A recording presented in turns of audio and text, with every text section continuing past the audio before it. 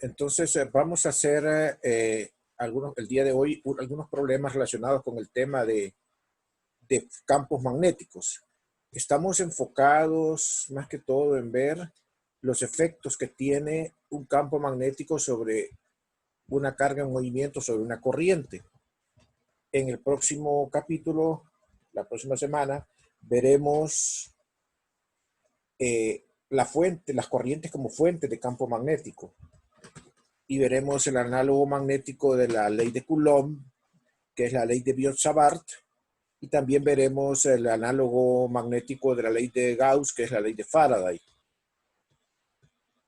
Perdón, que es la ley de Ampère. La ley de Ampère es el análogo magnético de la ley de Gauss. Vamos entonces a compartir pantalla. Le voy a agradecer, Desi, que si alguien está ahí, se me escapa a mí, me recuerde para admitirlo. Entonces, vamos a buscar aquí las presentaciones. Vamos a comenzar con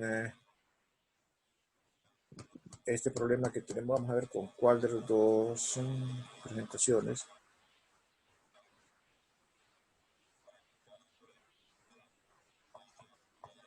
Vamos a comenzar con esta que está acá.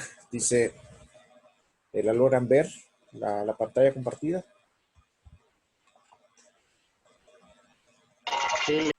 Ok, leamos el enunciado. Dice: la fuerza sobre un alambre tiene un valor máximo de 7.50 por 10 a la menos 2 newton cuando se coloca entre los polos opuestos de un imán. La corriente fluye de manera horizontal hacia la derecha y el campo magnético es vertical. Se observa que el alambre salta hacia el observador cuando se enciende la corriente. Inciso A, ¿qué polaridad tiene el polo magnético superior? Inciso B, si la superficie de los polos magnéticos tiene un diámetro de 10.0 centímetros, estime la corriente en el alambre si el campo magnético es de 0.220 Tesla. C, si se inclina el alambre de manera que forme un ángulo de 10 grados con horizontal, ¿qué fuerza se sentirá ahora? Bueno, en primer lugar, entonces, nosotros tenemos la corriente en una dirección dada que viene marcado por el vector IL. En este caso, esta es la dirección de IL. Y el campo magnético va entonces, la corriente fluye horizontal hacia la derecha, nos dicen, ¿verdad? Y que la fuerza magnética es de 50 por 10 a la menos 2 newton cuando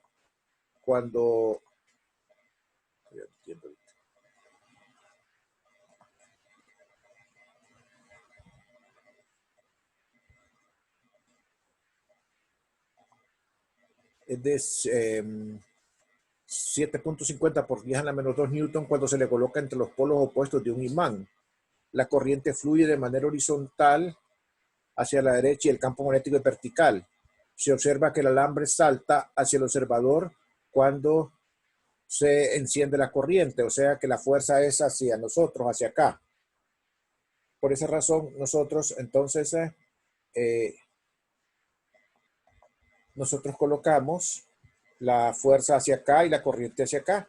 Entonces, como sabemos que la relación es F y L cruz B, para que eso se cumpla, entonces, si tenemos L acá y rotamos IL sobre el campo magnético, en efecto, esa fuerza es una rotación, le voy a girar lo que daría un tornillo aflojando y daría la fuerza hacia atrás, hacia nosotros acá. Entonces, esta debe ser la orientación del campo magnético.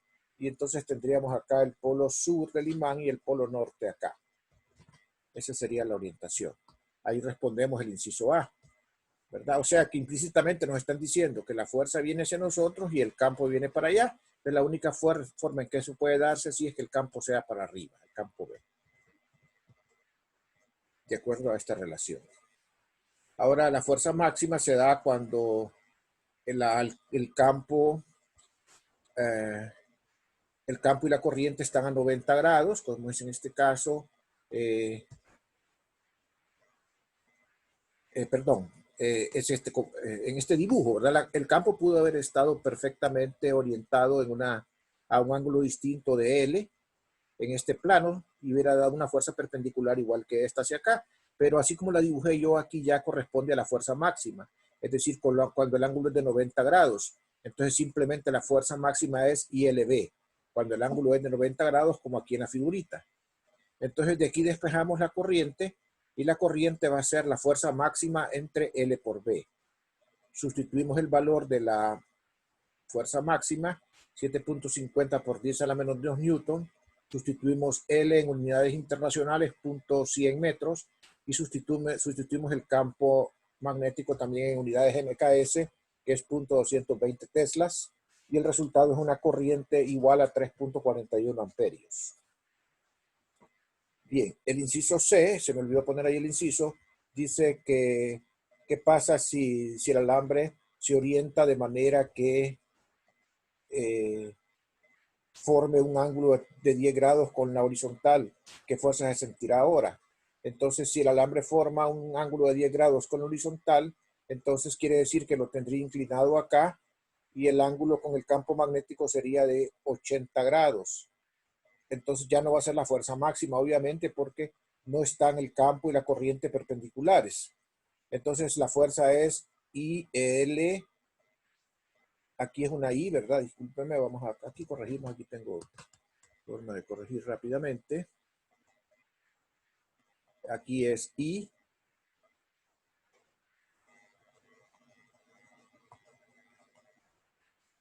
IBL. Entonces aquí es I. Entonces I.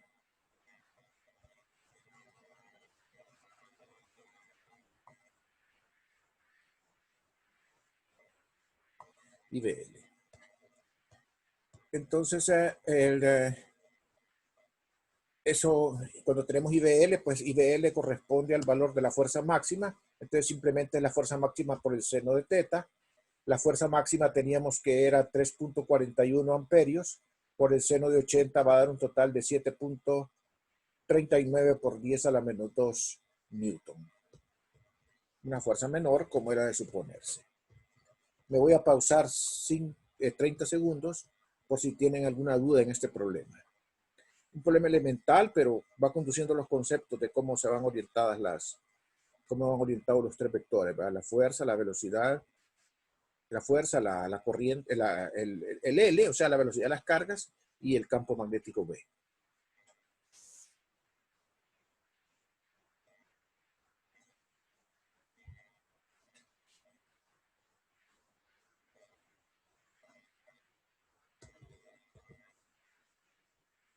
Ok, voy entonces a continuar con el siguiente ejemplo. Dice acá, suponga que un alambre de cobre recto de 1 milímetro de diámetro justo flota horizontalmente en el aire debido a la fuerza del campo magnético de la Tierra B, el cual es horizontal, perpendicular al alambre y con una magnitud de 5.0 por 10 a la menos 5 teslas. ¿Cuál es la corriente que conduce el alambre? La respuesta suena razonable, pregunta, explique brevemente. Bueno, sería como un experimento de levitación prácticamente, ¿verdad? Entonces, en un diagrama de cuerpo libre tenemos que el peso va vertical y hacia abajo y la fuerza magnética para poder equilibrar este sistema dinámico tendría que ir hacia arriba. Entonces, para que eso ocurra, los vectores IL y B tendrían que estar orientados de esa manera, porque la rotación IL cruz B, así, IL cruz B, rotación contra manecillas del reloj, afloja el tornillo y lo levanta y por lo tanto la fuerza magnética iría para arriba. O sea que aquí iría el campo magnético y aquí iría la orientación del alambre.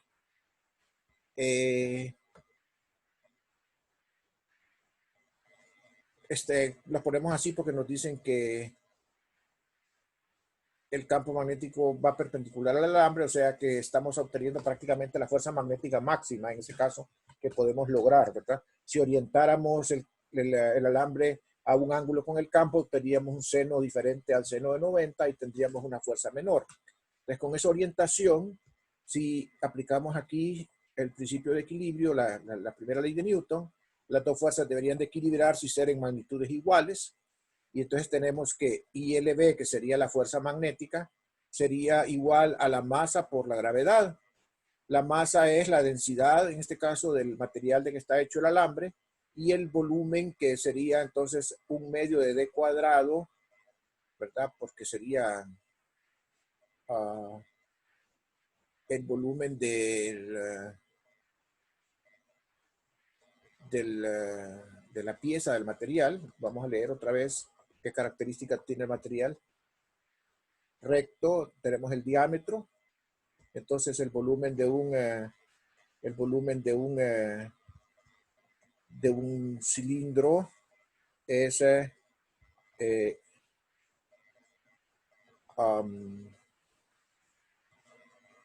aquí faltó seguramente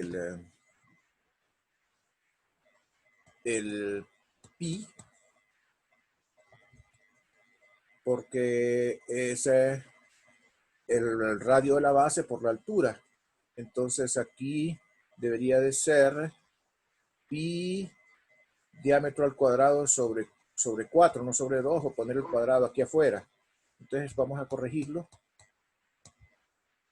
Vamos a escribir aquí el volumen del cilindro, que sería pi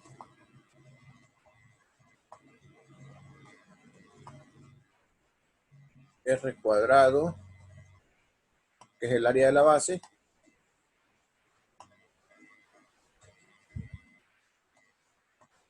por L. Entonces ese sería el volumen. Vamos a tachar esto aquí para que no haya confusión. Después ya tenemos los datos y de una sola vez lo calculamos. Entonces sería la densidad del material, el volumen del cilindro, del alambre, por la gravedad. Sería masa por gravedad. Entonces, sí hace lo que ocurrió, que aquí, vamos a ver. Aquí después, aquí está correctamente escrito, porque aquí lo que tenemos es el pi, aquí tenemos el diámetro, aquí tenemos el 4. El diámetro, faltó, creo yo, aquí elevarlo al cuadrado. Vamos a ver si el diámetro es 1 milímetro. 1 milímetro es 10 a la menos 3. Entonces aquí debe de ir en efecto al cuadrado. Si ustedes tienen una calculadora a la mano, me pueden hacer la operación para ver si en efecto este valor coincide. Porque esto debe ser lo correcto, ¿verdad? Según los datos. Pi de cuadrado sobre 4. Entonces aquí iría el volumen y esta sería la gravedad al despejar. Porque entonces pasaría el L hacia abajo, el L se cancela.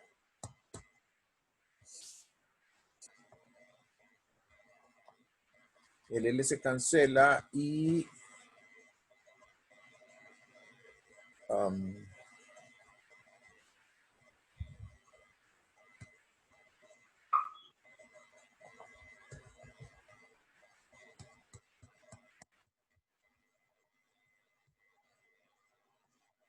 entonces quedaría aquí solamente la densidad y el diámetro al cuadrado, la gravedad y el 4 veces el campo magnético.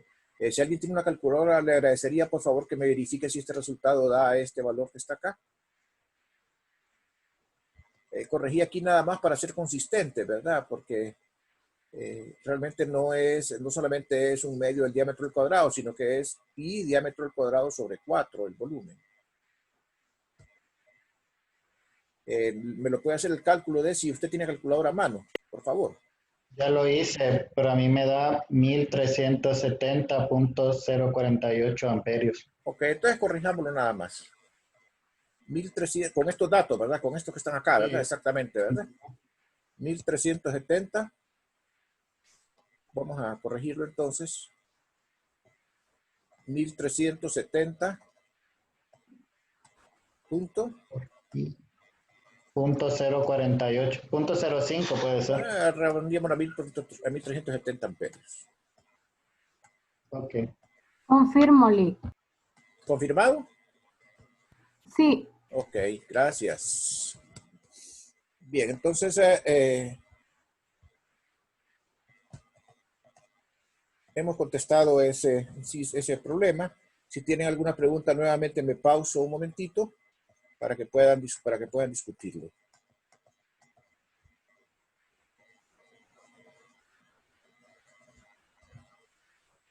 Bien, vamos a continuar entonces.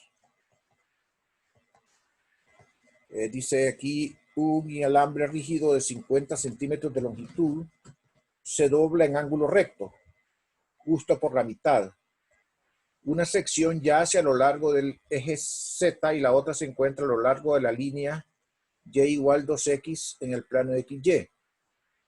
Una corriente de 20.0 amperios fluye en el alambre hacia abajo del eje Z y hacia afuera del alambre en el plano XY. El alambre pasa a través de un campo magnético uniforme dado por B igual a 0.318 I teslas. Determina la magnitud y dirección de la fuerza neta sobre el alambre. Me pauso un momentito para que lo puedan leer y reflexionar antes de pasar a plantear la solución. Este es un problema un poquitito más complicado, pero tampoco es absolutamente difícil. Ya planteándose lo van a ver que resulta ser bien sencillo.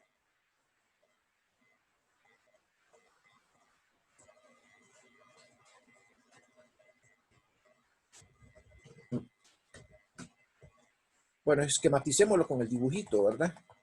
Entonces, el alambre es este que voy a marcar aquí con la manito. Aquí lo doblamos, miren. ¿Verdad? Lo doblamos a la mitad. Entonces, de tal forma, y lo orientamos de tal forma que forma un ángulo acá con el eje X positivo. Los datos que nos dan nada más es que lo doblamos en dos partes iguales y va a lo largo de la recta Y igual a 2X. O sea que la recta esta es Y igual a 2X. O sea que si nosotros tomáramos un punto acá con X igual a 1, el valor de Y correspondería a 2. Entonces tendríamos aquí este triángulo 1, 2, o si no, 2, 4, etcétera, con el mismo ángulo θ aquí. Quiere decir que el coseno de este ángulo θ sería 1 sobre la raíz de 5, ¿verdad? Y el seno del ángulo θ sería 2 sobre la raíz de 5. Por la forma en que está orientado sobre la recta Y igual a 2X el alambre. El campo magnético ya nos da la dirección, ¿verdad? Nos dicen que va en la dirección X y tiene un valor de 0.318 tesla de magnitud. Bien, entonces lo que hacemos en este caso es que, bueno, dividimos el alambre en dos partes. Como que si hiciéramos la integral de dl y nos diera L1 más L2 en la integral, y entonces el L1 sería esta porción de acá que tiene un valor de 0.250 metros Z, porque el alambre tiene una longitud de 50 centímetros y se parte en dos segmentos iguales. Entonces el segmento que queda arriba es de 0.250 metros y entonces le pongo el menos porque el L1, la corriente circula hacia abajo. Entonces si la corriente circula hacia abajo, ¿verdad? Entonces significa que esta corriente, este L1 como vector va en dirección de menos Z. Por eso le pongo el signo menos. Y L2 entonces va en esta dirección de acá, teniendo entonces dos componentes, una componente X y una componente Y. ¿Cuánto vale la componente L2 de X? Pues vale, o sea, como la longitud del alambre total es 0.250, su componente total acá a lo largo del eje X sería entonces 0.250 por el coseno de θ. O sea, sería entre 1 sobre raíz de 5. Y la componente Y total de la longitud del alambre sería 0.250, que es la longitud, por el seno de θ, que es 2 sobre raíz de 5. Quiero pausarme aquí porque ya una vez comprendido esto, es un simple cálculo de vectores el que hay que hacer. Me pauso un momentito para ver si tienen dudas respecto a esta construcción que acabamos de hacer, sobre todo el L2, ¿verdad?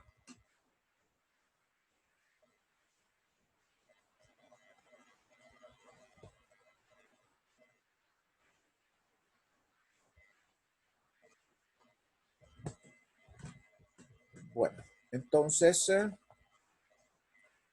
el B sabemos que es .318x unitario teslas y la fuerza es por definición entonces IL cruz B, o sea IL1 más L2 cruz B. Entonces tenemos el I que es de 20 amperes, el L que es .250 que sería el L1, ¿verdad? Y el L2 que es el mismo, o sea el L1 y el L2 es el .250 que está de factor aquí, miren, ¿verdad? Y entonces el que del menos K, que es por este vector que está acá, disculpen si mezclo K y Z, yo no tengo mucho problema con eso, pero es lo que ustedes ya saben que es lo mismo, menos K, el I es este X unitario que está aquí entre raíz de 5 y el J es este 2 sobre raíz de 5 que está aquí y lo voy a cruzar entonces con el producto punto de B que es .318i teslas. Entonces solo recuerdo las órdenes de ciclicidad. Entonces tenemos que el primer término es K cruz I, ¿verdad? Porque es este cruzado con este, más J cruz I, que es este cruzado con este, y esos son los únicos dos términos. Pues recordamos la ciclicidad, K cruz I da J, el signo menos se conserva, y entonces queda el menos 1.59, que es el factor aquí que resulta de multiplicar. Y J cruz I es menos K. Entonces aquí daría, al multiplicar 2 por 1.59 entre raíz de 5, daría este factor 1.42 y lo que ocurre es que se vuelve menos porque J cruz I es menos K. Y entonces da como resultado este vector que está acá, que tiene componente Y menos 1.59 y componente Z menos 1.42. O sea que ese vector descansa en el octante negativo, o sea, en el cuadrante negativo del plano YZ. Ahí, digamos el plano YZ. Entonces, si tengo teta aquí, teta sería el ángulo que forma con el eje Y negativo, ¿verdad? O sea, sería bajo el eje Y negativo. Entonces, ese sería el ángulo teta. Entonces, aquí tenemos que la magnitud de B sería, por el teorema de Pitágoras, el cuadrado de la componente Y más el cuadrado de la componente Z raíz cuadrada. Hacemos esta operación acá. Y entonces la componente Y al sacar raíz cuadrada sería 2.13 newton. Ok. Si queremos nosotros ahora saber el ángulo, miren cuál es siempre. Tengo que visualizar aquí este triángulo. Aquí, como estoy definiendo el ángulo teta como el ángulo con el eje Y, entonces el lado opuesto sería la componente Y el lado adyacente sería la componente, perdone, el lado opuesto sería la componente Z y el lado adyacente sería la componente Y. Entonces aquí iría lado opuesto que sería la componente Z, que sería menos 1.42, que es la componente Z, y menos 1.59, que es la componente Y. Tangente inversa, y eso sería 41.8 grados. O sea que este ángulo medido desde el eje Y hacia acá abajo sería 41.8 grados. Abajo del eje Y negativo. Y ahí está definido completamente el vector fuerza. ¿Alguna pregunta? Me pauso 30 segundos para que reflexionen sobre el problema.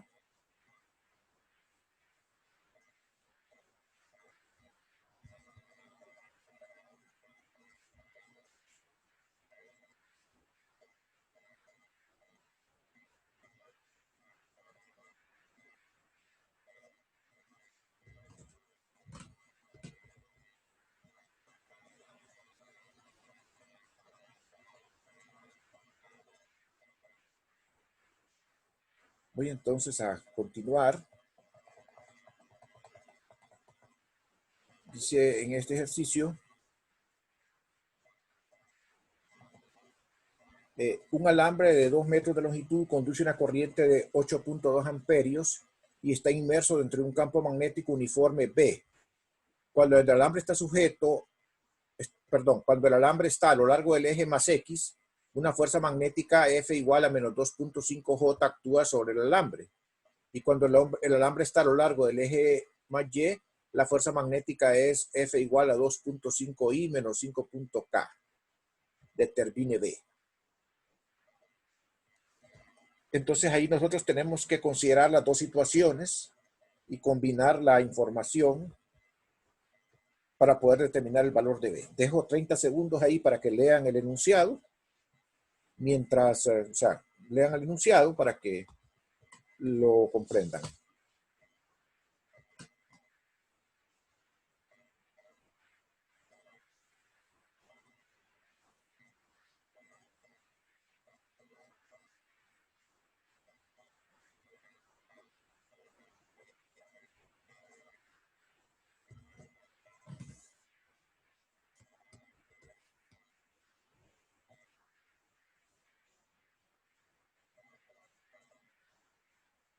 Ok, me está dando tiempo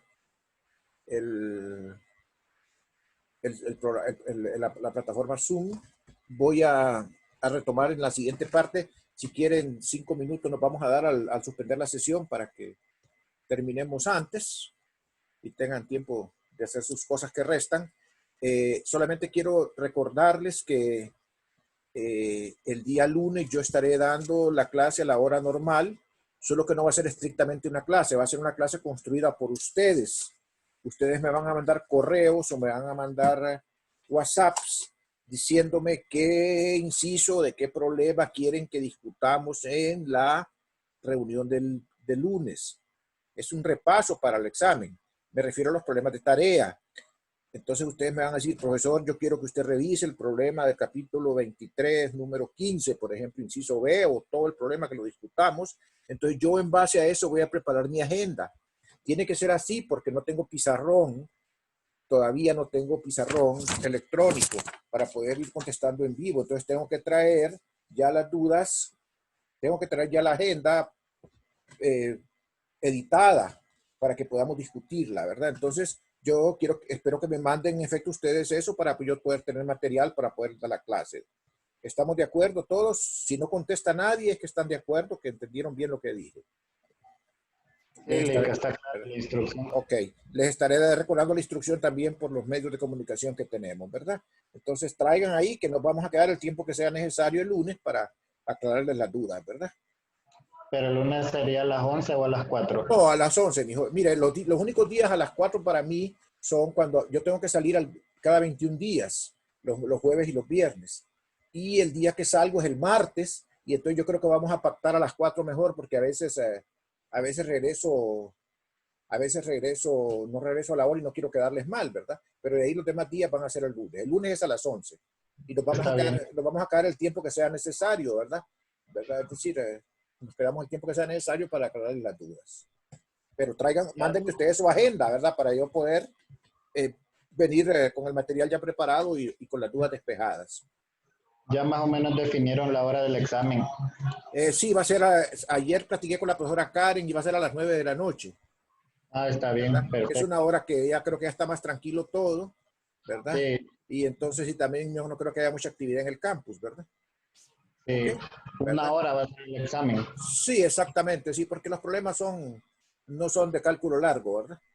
Ah, ok. Ok. Está bien. Sí, en una hora no se pueden poner problemas de cálculo largo. Listo. ¿Verdad? Entonces voy a suspender la sesión y en 5 minutos la reabro para que terminemos antes, ¿de acuerdo? Está bien. Bueno.